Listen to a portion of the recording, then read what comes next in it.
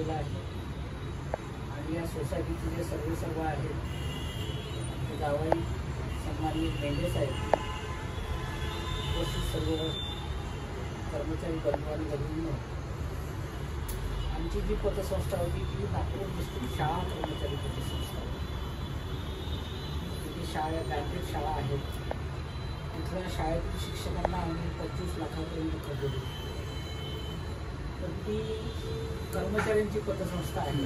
त्याच्यामुळे आम्ही जे 25 लाख रुपये लोन त्यांना देत होतो, या जो कर्ज पुरवठा आम्ही करत होतो, तर ऑलरेडी त्यांच्या पगारामध्ये कटवून, म्हणजे एखाद्या शाळेमध्ये जर 10 कर्मचारी असेल तर 10 कर्मचाऱ्यांचा त्या हिशोबाने हप्ता काढायचा आणि डायरेक्ट आमच्या चेक आमच्या पतसंस्थेमध्ये तो येतो. म्हणजे ज्याला आपण रिकव्हरी म्हणतो त्याची काही भानगड नाही आहे, म्हणजे तो प्रश्नच नाही. कारण आपली कशी ही अर्बन क्रेडिट कोऑपरेटिव्ह सोसायटी आहे आणि साहेबांनी सांगितल्याप्रमाणे त्यांना चांगला अनुभव आहे. आम्ही सुद्धा ते प्रशिक्षण वगैरे महाराष्ट्रामध्ये त्यावेळेस आम्ही घेतले आहे बऱ्याच ठिकाणी कुठे त्या प्रशिक्षणासाठी. तर इथे आता तुम्हाला म्हणजे जसं आता एखादा शासकीय शाळेत कर्मचारी असेल तर त्याचा डायरेक्ट पगार शासनाकडून होतो, त्याच्या खात्यामध्ये जमा होतो आणि तो तुम्ही उचलू शकता. आता इथे सोसायटी म्हटल्यावर तुम्हाला स्वतःला एक आपलं कुटुंब आहे सीतारामजी अर्बन क्रेडिट, तर या कुटुंबाची जबाबदारी तुला सर्वांना घ्यायची आहे. तर मेंढे साहेब काही स्वतःच्या खिशातून, त्यांच्याकडे काही तेवढं हे नाही की बाबा ते महिना भरला की त्यांची स्वतःच्या खिशातून काढतील आणि प्रत्येकाला पगार देतील. तर हे तुम्हा सर्वांची रिस्पॉन्सिबिलिटी आहे.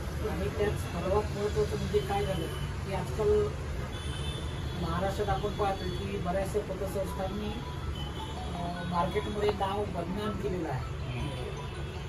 बऱ्याच लोकांना याची झळ बसलेली आहे आणि त्याच्यामुळे एकाएकी काही पतसंस्थेवर लोकांचा विश्वास बसणार नाही. आणि म्हणून आणि तुमचा एरिया चांगला आहे, अगदी मार्केट एरिया आहे, फेमस एरिया आहे आणि जी या परिसरामध्ये छोटे छोटे दुकानदार आहेत, जसे पाणठेले आहेत किंवा अजून काही छोटे छोटे दुकानदार आहेत, त्यांच्यापर्यंत तुम्ही जाऊन नुसतं हे पॉम्पलेट देऊन भागणार नाही. तर जेव्हा तुमच्याकडे पॉम्पलेट द्या तेव्हा त्यांच्याशी बोलून एक चर्चा करणं महत्त्वाचं नाही. पॉम्पलेट तर कोणी वाटतं रस्त्यावर वगैरे आहे, तर त्याला काही आपणही घेतो, पॉम्पलेट कोणी गेलं तर घेतो ना आणि फेकून देतो आपण.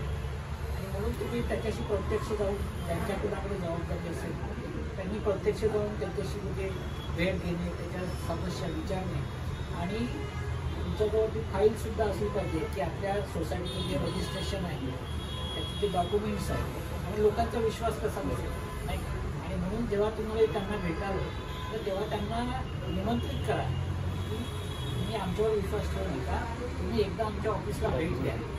आणि जेव्हा तो माणूस आपल्या ऑफिसमध्ये येईल आणि तो भेट देईल आणि हे सर्व जेव्हा पाहिजे तेव्हा त्यालाही वाटेल की नाही पतसंस्था चांगली आहे. आणि आपण कारण सर्वात महत्त्वाचं काय विश्वास, जोपर्यंत तुम्ही त्या सभासदांमध्ये विश्वास निर्माण करणार नाही तोपर्यंत, कारण आजकाल लोक पैसा कुठेही फार म्हणजे गुंतवायला सहजासहजी तयार होत नाही. कारण बऱ्याच जे आपण वर्तमानपत्रामध्ये वाचतो आहे, बऱ्याच लोकांना माहीत आहे की ते प्रमोद अग्रवालचं नाव तुम्ही ऐकलं की नाही ऐकलं,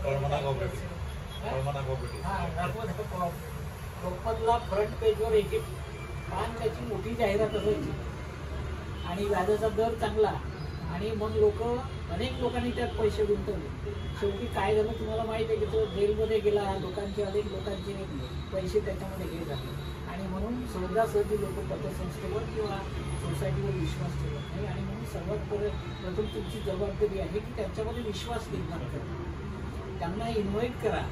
तुम्ही त्यांना भेटल्यानंतर की तुम्ही आमच्या ऑफिसमध्ये या, पतसंस्थेमध्ये एकदा ऑफिस बघा आणि ऑफिस बघितल्यानंतर निश्चितच इथे जे येतील तर त्यांना निश्चितच तिथला ऑफिस बघून वातावरण होतं, त्यांचा विश्वास बसेल की नाही आपलं जवळपास ऑफिस आहे, आपण केव्हाही जाऊन त्याच्यामध्ये चौकशी करू शकतो, पाहू शकतो.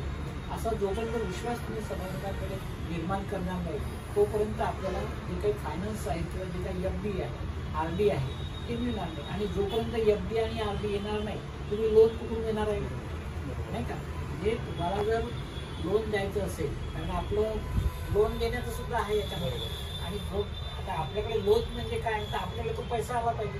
आता पैसा कुठून येणार आहे आपल्याकडे, जो RD ठेवतील लोक, FD ठेवतील किंवा ज्या काही योजना आहे त्याच्यामध्ये पैसा येईल, तो पैसा जोपर्यंत येणार नाही तोपर्यंत त्याला तुम्ही लोन देऊ शकणार नाही, आणि जोपर्यंत लोन देणार नाही तोपर्यंत तुम्हाला प्रॉफिट होणार नाही का. आणि म्हणून ही नोकरी जी आहे तुमची अतिशय विश्वासाची आहे आणि तुमच्या मेहनतीची आहे. तुमच्यामध्ये जर चिकाटी असेल, जिद्द असेल, आणि तरुण आहेत तुम्ही, आणि सध्या मार्केटमध्ये तुम्हाला काही नोकऱ्यांचा दुष्काळ आहे, शासकीय नोकऱ्यांमध्ये दुष्काळ आहे, शासकीय जागा कुठल्याच नाही, शासकीय सुद्धा आता कंत्राटी भरत्या करत आहेत, म्हणजे नोकऱ्या कुठेच नाही. आणि म्हणून तुम्ही तरुण आहात आणि तुम्हाला मेहनत करावं लागेल, जिद्द चिकाटी ठेवावं लागेल. की ही मेंढे साहेबांची पतसंस्था नाही तर ही माझी पतसंस्था आहे, हे एक माझं कुटुंब आहे आणि मलाच हे सांभाळायचं आहे, माझा पगार मलाच तयार करायचा आहे. आणि जोपर्यंत तुम्ही तयार करणार नाही तोपर्यंत मलाही पगार मिळणार नाही. पण ही भावना ठेवून तुम्हाला सर्वांना काम करायचं आहे. आता इथे सेंटरमध्ये ऑफिस असल्यामुळे माझंही सुद्धा आता नेहमी मी जवळपास म्हणजे ऑफिसमध्ये येत राहील आणि चांगले अनुभवी तुम्हाला हे सुरू लागलेले आहे, त्यामुळे काही प्रॉब्लेम नाही, ते मदत करतीलच तुम्हाला.